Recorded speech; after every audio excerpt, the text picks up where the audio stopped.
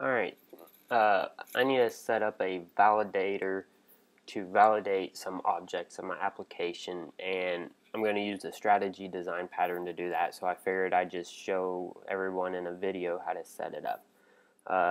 I'm working in C#, even though I'm on my Mac. I'm using MonoDevelop to write the C#, and I'll show you how to set up a strategy and a factory. So a little bit about the strategies. This is the UML diagram. We have basically three objects. We have a context, our strategy, which will be an abstract class, and then we have concrete strategies, which actually know how to validate a certain object. So let's just go ahead and close this, and we're in this class right here, LanguageValidator, and this will be our context. So this will have a reference to the strategy, and it takes a language base object and it will give this language base to the strategy and validate it. So a little bit about the objects. This is the language base object. It's an abstract class and it has three properties in it.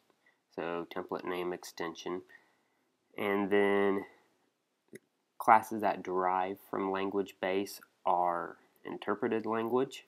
We can see that it inherits from it here, and it has its added properties, and compiled language, and it has two more properties, and it inherits from language base. So we need validation for an interpreted language and a compiled language, and that's what we're going to use this strategy design pattern for. So we need to start out and we need to make our abstract strategy base class. So in my strategy folder here, I'm going to hit new file, empty C# class, and I will call this language.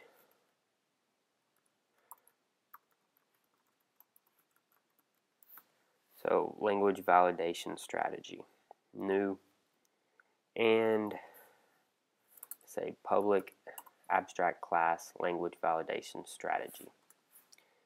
Right, and let's add some namespaces, parameters, so I get my objects. And I'm going to add a protected method or a protected variable here, and it will be a language base, and the variable will be language. And we want this constructor to take a language and set it as this protected variable. So language base, language, and we'll say this dot language equals language. Right? And because this is an abstract class and not an interface, we can have this default implementation.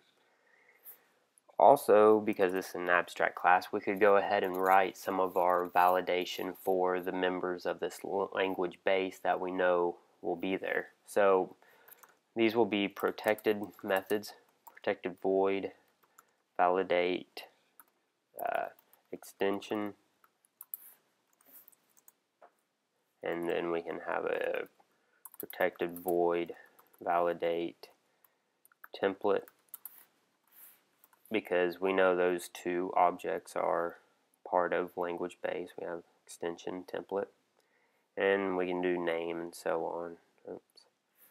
So this is our abstract class of language validation strategy. Now we need a public interface that other objects will work with, and this will be an abstract, public abstract void validate. Okay, so this is just like a stub in an interface, but we're saying public abstract void, then we don't have any default implementation like these protected methods here with the braces. So we can write our validation. So we could do things like if length change this .language .template, or actually use string .is null or empty. And if it is, we will throw new exception. Okay. Oh, okay. All right. And we'll just say template is empty. So we can have this default implementation in our abstract class, and then we can also have abstract members, which has no default implementation. So now we need to make our concrete strategies. So we need a strategy for the interpreted language validator and a compiled language validator. So in our strategy folder, add new file, empty class, and this will be compiled validation strategy. And using our parameters, and we need to update our constructor to match our base constructor. So first we need to derive from that class, so let's right click and implement it. So we have our public override validate, which is our abstract member of that abstract class. So it's our common interface for the outside world. And in here we need to update our constructor, take a language base, and then we'll call base.language. So we're just passing that down. Alright. And we need one more validation strategy, which is our interpreted validation strategy. So another new class.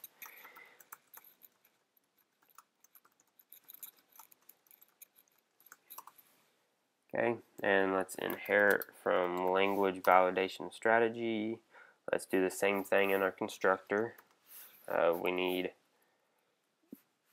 our namespace here. Okay, language base, language, and then we need to call our base class constructor. Alright, and let's implement this abstract member, and here we go. So in this, I'm not going to write the implementation for compiled language validator and interpreted language strategy. God damn it. Interpreted validation strategy and compiled validation strategy, but this is where we'll pull everything together. So I'll just show you a little bit. Like for this interpreted language validation strategy, we need to have a new private void validate runtime path, and then we will say we need to do a cast. So if string is null or empty, then we need to do a cast of this language, and we're going to cast that as a interpreted language.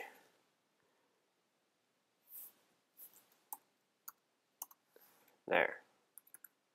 Do I have an extra parenthesis? No, that's good. Then we can do our throw new exception runtime path is void. Whatever, it's not there. Okay. And then in our abstract member that we've overridden, this is where we'll pull everything together. So validate extension, I'm gonna validate runtime path for this interpreted member, validate template. So we have all that, and we can do more validation. I'm obviously going to have more implementation of this for full validation. That's why we're using a strategy. You may look at this and say it doesn't look like much difference. We'll have like one or two different validation methods, but it will really work out in the end. So we have our two concrete strategies. So interpreted validation strategy and compiled validation strategy are our concrete strategies. So let's go ahead and close these, and in our language validation strategy here, which is our abstract strategy class, we can go ahead and close that, and we're back in our language validator.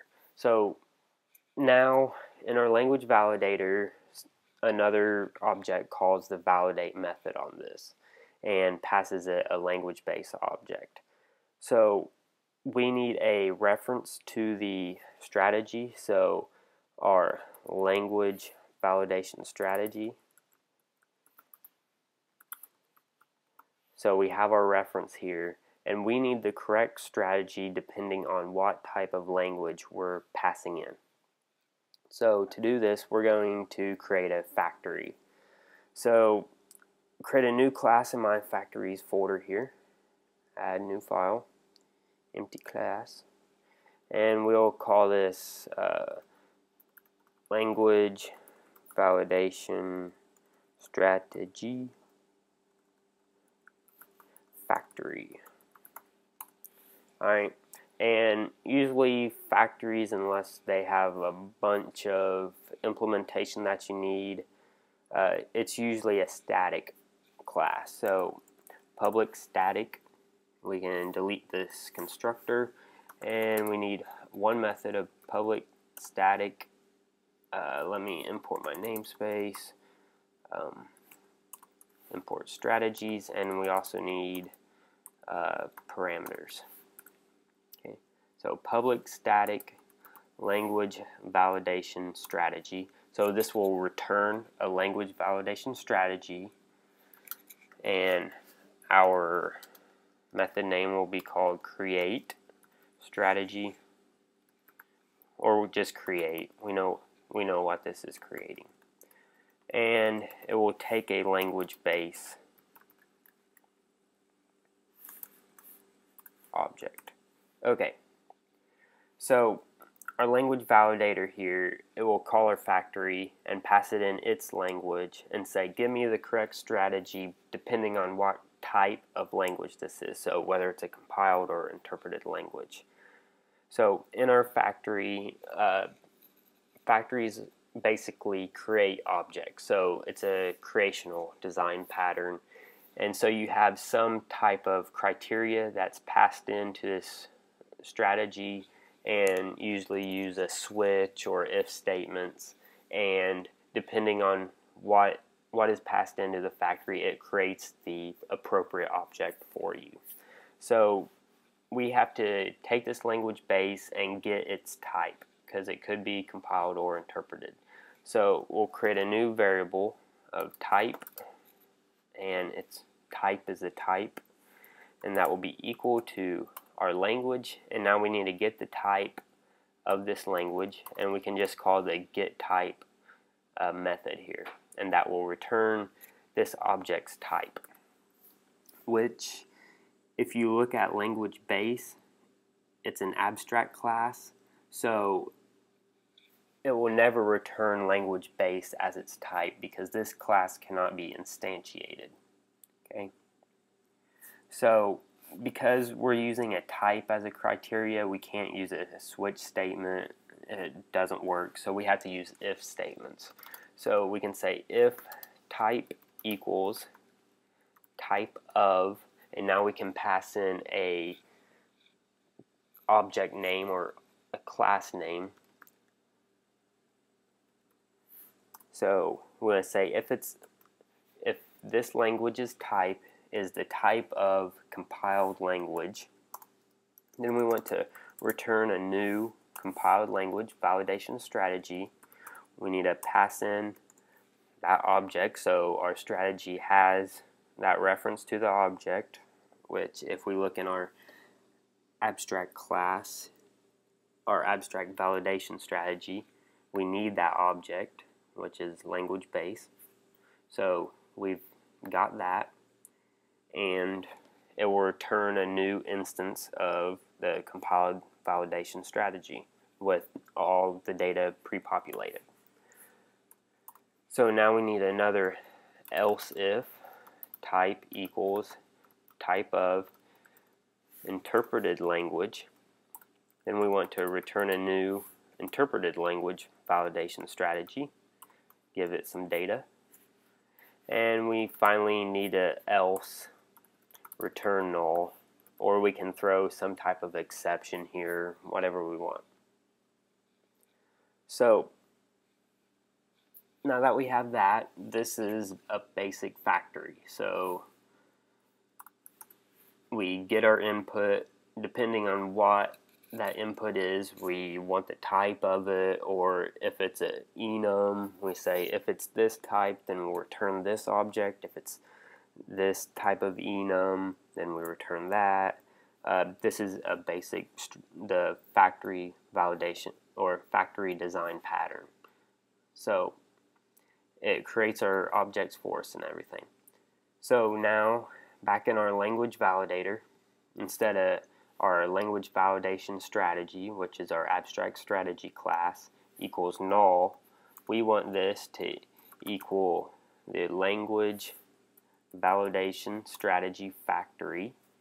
Let's call create on it. So telling our factory to create us a method, and we can do that because this is a static class and static member here. And we just pass in our language object that was passed to us. So when someone calls validate, they pass in our language, so we just keep passing it down to this factory, then this factory passes it down to the correct validation strategy. So we have that. And now that we have this strategy, we can just call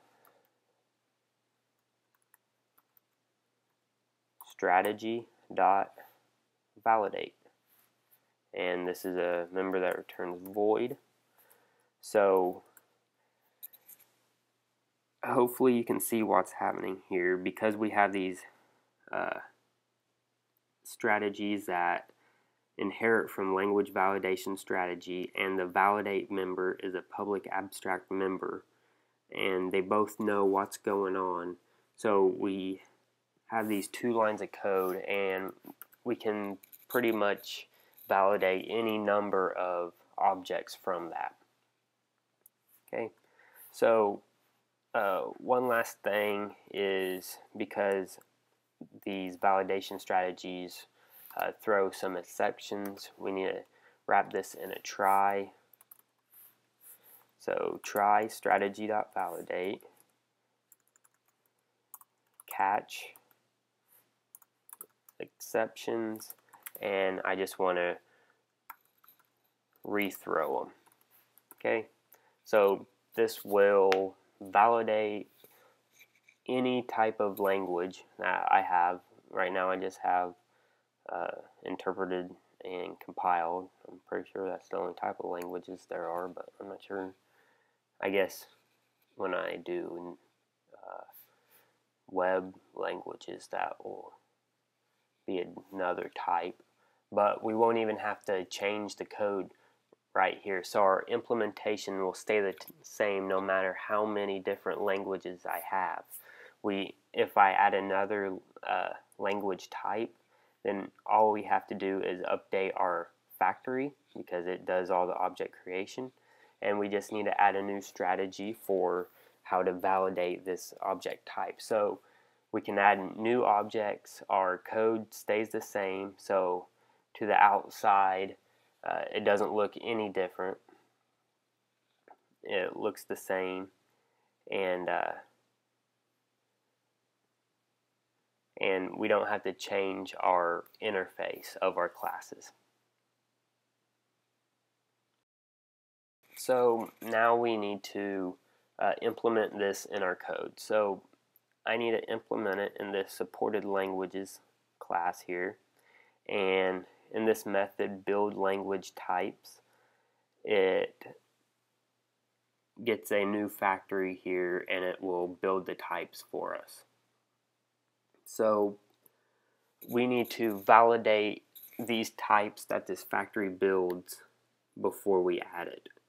So this language builder factory, go to declaration, it returns a language base, and I have a note here. This is a super shitty way of doing it because my builders suck right now, so I'm going to have to fix that later. So we need to validate that language type. So in this build language types, we need our language validator, and this class we need an instance of it. So an instance of our language validator here.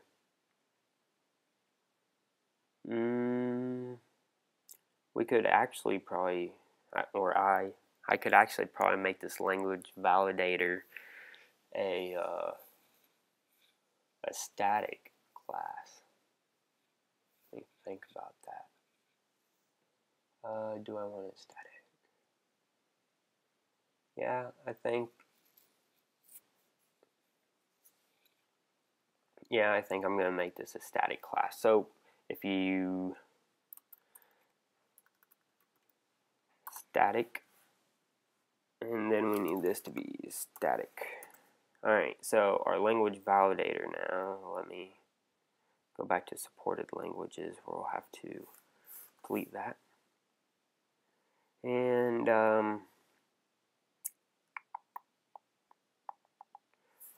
we need to remove this constructor, and private static object locker equals new object. Okay, and we're gonna have to make this thread safe, so locker.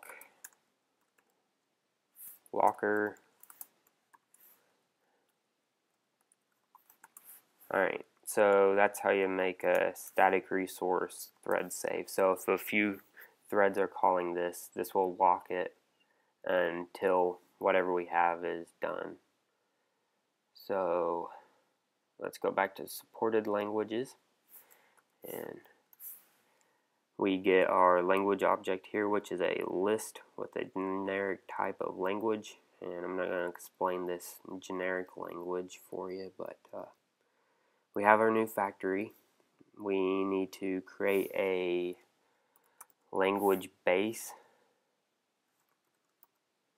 object. Lang equals factory.build type, pass L, because this L here, L lambda, and then this anonymous method here, which is looping through this list. I'm going to have to delete that. Okay, and let's create a bool just real quick. Has error equals false, and then we'll say if not has error, then we will add it. I actually don't even need that. God damn it, I'm stupid. Okay, so we get our language base from this factory build type, and now we need to validate it. So we need a try block. Try language validator. Where is it? Language validator dot validate. We'll pass it our language base object, and this will throw an exception if we have an error. Else we need to catch that error or exception. Exception E, and we're in this catch we're gonna set has error equal to true. Alright, and that should be all. So we have our generic type, or our language base being built out of generic language types. We have this error variable. We try our validator, If it validates fine, then it doesn't catch any exceptions. And yeah, if it does catch an exception, we set has error to true. If has error is not true, then we can add our language object to our final list. So that's how you set up a strategy, a factory. What else did we do? Static objects, and making them thread safe with a lock. So that should be everything. Yeah, piss off. Okay. So if you have any questions or need me to explain something more, just put them in the comments. Thanks.